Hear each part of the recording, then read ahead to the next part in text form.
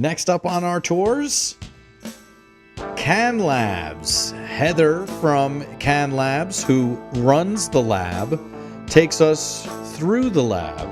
And again, if you've not heard one of these, what we want you to do is scroll through the pictures right there on your phone so that you can follow along with us visually as we bring you through it audibly. Okay, so we're here at CannLabs. I've already got my lab coat on, and Heather's here. Hello. All right, so you are? I am the lab director for CannLabs. So you're the person we want to talk to. Apparently. Yeah, all right. All right, let's do the tour. Let's do this. So we're going back into a do not enter limited access area with sprinkler valve control. Is that fair? That is fair. The sprinkler valve control just happens to be located down here. It is a safety feature of this building. We do have fire sprinklers in case anything catches on fire. Okay, so we entered in through the sample receiving area. Samples get logged into our own custom-built LIMS system, which is Laboratory Information Management. They also get tracked through the state system, affectionately called the metric system, which is only slightly alarming to some of us scientists. But metric stands for Marijuana Enforcement, Tracking, Regulatory, and Compliance. Yeah. So samples come to us through the state system. They have their own individual RFID tag, and then we attach our own internal barcode, and each test that's requested gets its own unique barcode identifier so that we can effectively track samples through our laboratory, maintaining full chain of custody. Excellent, and we've had Scott Denholm on from Metric, so if people want to find out more, they certainly can. Yes. So after samples get logged in, they come back into the laboratory and they get a high-resolution photograph taken of them. This high-res photograph then stays with the sample throughout its life. It appears on all of our test reports. It can also be downloaded and used for our customers' media and marketing, and it also gets uploaded to our new website called straindata.com. Straindata.com is a website that is out there to help people find medicinal products. You search on the website by ailment, and it brings up a list of products that are known to contain the cannabinoids that we have found are most beneficial to that ailment. And all of the data on there comes from scientific peer-reviewed journal articles. The website's not intended to pass on medical advice, but really be a searching tool for people who are truly looking for a medicinal product. Yeah, and straindata.com is very exciting because in our conversation with Jen, she mentioned strains, and we've had various conversations where strains don't really mean all that much. It's really what's within the strain that you're actually getting. Correct. So after samples get the photograph taken of them, they then get batched depending on which test they are coming in for. Inside the laboratory here we have 3 UPLCs, which stands for ultra-high pressure liquid chromatography. These 3 instruments run all of our potency testing. Right now we test for 10 cannabinoids, and our average run time is about 4 minutes per sample. So we are a very high throughput laboratory and can handle high volumes of samples daily, which is one of the things that I think helps separate us from a lot of the other laboratories, is that we can handle that volume. One of the other pieces of equipment that we have in our laboratory is called the Grace. It's a flash chromatography system. It's manufactured by Grace. And this system is what we are doing some development work on to help really start isolating some of these cannabinoids so that we can start to study them more efficiently without having to go through the hassle of buying pure standards. Because one of the challenges that we have here in the laboratory is access to certified reference materials. These are controlled by the DEA, and manufacturers of the standards that we use in the laboratory are required to get DEA exemptions for all of the standards that they can ship to non-DEA licensed facilities. And because we're in cannabis, we can't get a DEA license, so we have to go this route. So, which is also why we only test for 10 cannabinoids. We're waiting for manufacturers to get exemptions for more standards that we can use in our testing. And as soon as they become available, we will add them to our methodology. Very interesting. Very interesting that you guys are basically kind of doing the end around to make sure that you do things right. Yes. One of the other pieces of equipment that we have here in the laboratory is an LCMS, which stands for Liquid Chromatography Mass Spec, which is a big fancy word for everything that we do our pesticide testing on. We opted to invest in this high level of technology because this is really truly the only way to conclusively say, yes, I have correctly identified this pesticide. If you're not doing it by a higher level analytical system, there's a huge risk of false positives. And we do not want to run the risk of having false positives because it could result in clients destroying crops that may not necessarily need to be destroyed and is a loss of revenue for everyone involved. I lose my batch just because of a false positive. We don't want that. No, we don't. So one of the next pieces of equipment that we have here is a GCFID, which is a gas chromatograph with a flame ionization detector. This is what we do our residual solvent testing on. So residual solvents, they're the stuff that's left over after you're making a concentrate. So if you're using butane, there's a chance that there could be some butane still mixed in with your product. So we want to test for that and make sure that it has been successfully purged. One of the other challenges that we have, especially with residual solvent testing, is not a lot of these solvents have been studied in depth to see how they truly affect the human body. Right now, we have standards by OSHA to go off of, but these are applied to oil refinery employees. And so they may not necessarily be applicable to cannabis consumers. So a lot more research really needs to go into how toxic are these substances in the human body, especially through the methods of delivery that we're having. In oil refineries, it's inhalation and transdermal, but when you're smoking it, it's clearly inhalation. But what happens if you're eating it? So we need to do a lot more research to figure this out. And Jen had said that we've never done what we're doing to this plant, and so we need to study that. Yes, and a lot more work will get done as soon as we change the scheduling of cannabinoids. The other instrument that we have, or the next one in line here, is a GCMS, which is a gas chromatograph mass spectrometer. This is what we're working on building a terpenes method on. Terpenes are coming to the forefront because right now there's a lot of work going into entourage effects, and a lot of people are looking at this and saying, what's helping these cannabinoids be effective as a medicine? And a lot of thinking is going into, is it the terpenes? And so now we want to start doing a lot of work where we're studying the response in the body of terpenes mixed with cannabinoids and at what ratios, because more clinical trials that people can do on this will really help legitimize cannabis as a medicine and as whole plant medicine and not just isolated cannabinoids. Numerous studies have shown that isolated cannabinoids or synthetic cannabinoids do not behave as efficaciously as whole plant medicine does in the body. So we have this GCMS here so that we can start learning about the terpenes and what's present in which plants. Have you done this once before? Only a few times. I actually did it once before already today. Yeah. So next in line is our ICPMS. It stands for Inductively Coupled Plasma Mass Spectrometer. Inside this machine is plasma that heats up to about 13,000 Kelvin, which is ridiculously hot for those who don't know the Kelvin scale. And we do heavy metals and nutrient analysis testing. Heavy metals is not a mandatory test here in Colorado right now. There is the potential for it to be mandatory in the future. But we opted to bring on this technology so that we'd be ready and so that we are able to provide another piece of information to our customers.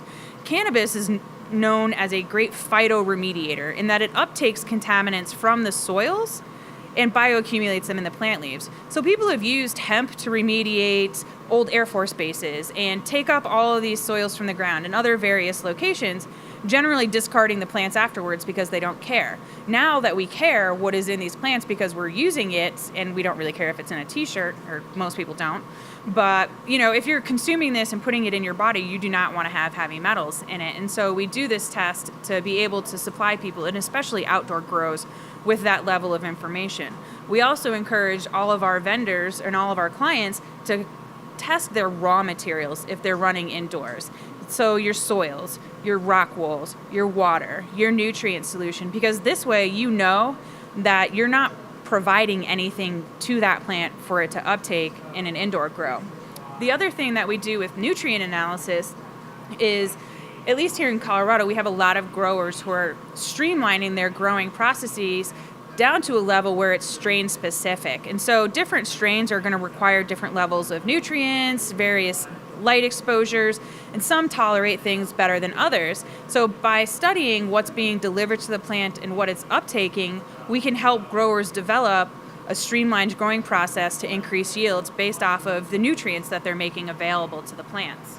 And just one question here. That's fascinating, by the way. You started to walk away. I wanted to make sure to touch on whoever that is on the machine. Do you know who that is? I do know who that is, and I'm drawing a blank right now, but it might be Niels Bohr. Okay. And then what about all these cats on the computer here? Some other really awesome, great scientists who I know all their names, but not their faces because they're all dead. Okay, fair enough. And, you know, if that's a slideshow, we would love to kind of put that up with this because why not? Let's celebrate science, right, Heather? Yeah, why not? Well, what's your background? My background is in chemistry. So I have bachelor's degrees in chemistry and biomolecular science and a master's degree in chemistry. From? UCD. Uh-huh. So are you from Colorado? I am not. I am from New Hampshire. I moved out here 13 years ago when I graduated from undergrad. And where did you go undergrad? A little tiny school that, unless you love college hockey, no one has ever heard of. It's called Clarkson University. And ironically enough, our CEO/CFO went there 20 years before me. Huh. That's so strange. Very small worlds for a tiny little town in upstate New York bordering Canada. There you go. All right. So when we first built out this laboratory, we actually had 2 very small rooms slated for microbiological testing, and we quickly realized that they were going to be inadequate. So we ended up building out an additional microbiology laboratory that's roughly equal in size to what our chemistry laboratory is. We are also very close to receiving our certification for microbiology testing. So in micro... And who is that from? CDPHE, which is the Colorado Department of Public Health and Environment. They are tasked with going out and certifying laboratories and making sure that they are doing these processes the right way so that the results can be mirrored by any other laboratory. Excellent. And you said that we're very close. Yes, we are just waiting for our letter in the mail at this point. The check's in the mail. Yeah, well, hopefully it'll be in the email and it'll get here a lot faster. Right, all right. So here in micro, we do our primary analysis by PCR, which is polymerase chain reaction. We run a quantitative assay on this. We do PCR because it's a lot faster and it's very specific to segments of DNA from each of the microorganisms that we are looking for. If we get a positive hit by PCR, we then run a confirmatory analysis by plating because one of the primary drawbacks of PCR is that it cannot differentiate between alive and dead organisms. All it does is detect a specific fragment of DNA. So if a plant was contaminated, but that plant had been remediated, it would still have DNA, but it wouldn't be alive. So therefore, it would be passing. So we run the confirmatory analysis by plating so that we can ensure we're not reporting a false positive. Again, with the false positive. It's all about not reporting any false positives. They're very, very bad for your reputation. One of the other things that we do down here in micro is some additional testing that's required by Denver County, but not required by any other county in the state. And that's some food safety testing. Right now, all of the food products that are manufactured are required to be refrigerated. And if a vendor does not want to refrigerate a product, they need to get pH and water activity testing done. One of the catch-22s that they had was that none of the food safety testing laboratories were set up to handle cannabis products. So we went ahead and got all of the equipment needed to run this testing so that we could provide another service to our customers who needed it. So we do pH and water activity. We also do some other shelf life and stability testing just to make sure that food products are safe. So if they pass pH and water activity testing or they meet certain food requirements, they're then allowed to be stored at room temperature and not refrigerated because I don't really want to eat a rock-hard taffy. Neither do I. And Heather's the one that's making it sure that neither of us do.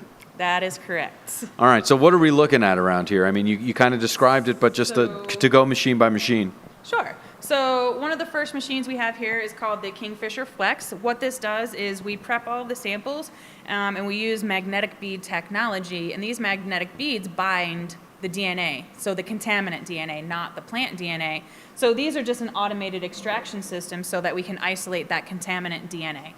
After we've isolated the contaminant DNA, it gets spun down and separated from any of the plant material that was with it and then gets put on the PCR machines. All of the PCR work gets done inside a special hood called a PCR Workstation, where everything inside of this hood is dedicated solely to PCR because PCR is very sensitive. If we introduced any outside DNA, we would be contaminating our plates and our results would be questionable. So we want to make sure that we're not questioning any of the results we have. And one of the good things about the PCR Workstation and our Biosafety Cabinet is that they have UV lights in them, and these UV lights get run to sterilize anything that's in the hood prior to working in it and after working in it, so that we are truly making sure we eliminate any cross-contamination that could be occurring. You don't want to have cross-contamination in the hood. No, you definitely don't. Again, with the false positives. We don't want to have any of that. So this is the Biosafety Cabinet that we have here. We have some incubators for storing plates and workstations to prep all of the samples. And there you have it. Can we just go over to the that orange sink-looking thing? Orange sink-looking thing? Yeah.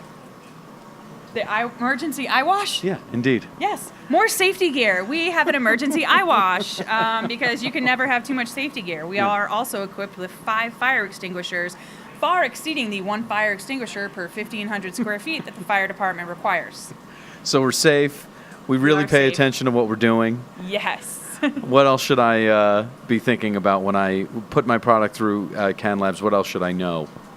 I think a lot of people have maybe some questions about how to understand their test reports. We report a lot of values. We make calculations based off of what you've actually received. So we report, for example, a max THC, which is THC plus THC acid.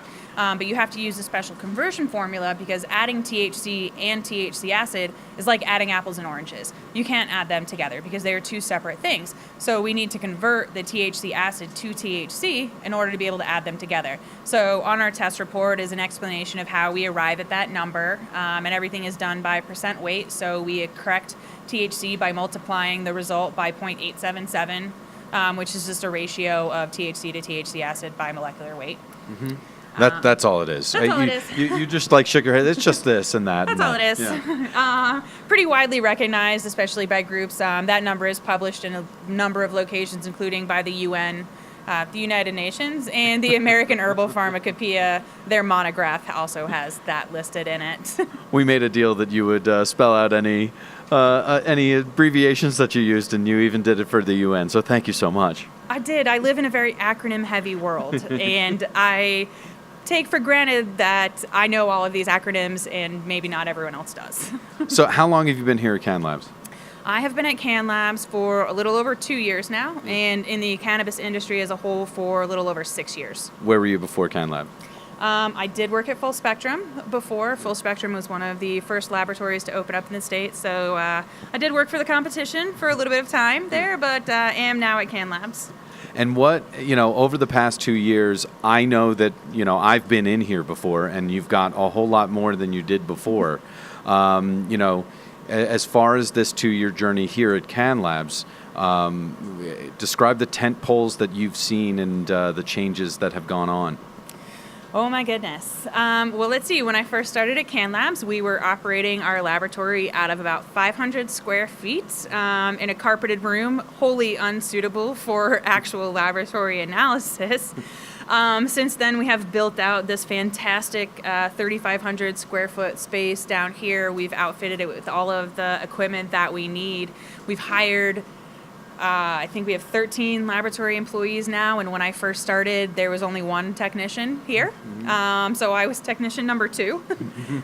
So there have been some incredible changes, and even just on the regulatory side, seeing Amendment 64 come through and mandatory testing actually taking effect so that safer products can go on the shelves has really been amazing. And next up, mandatory testing for medical, right?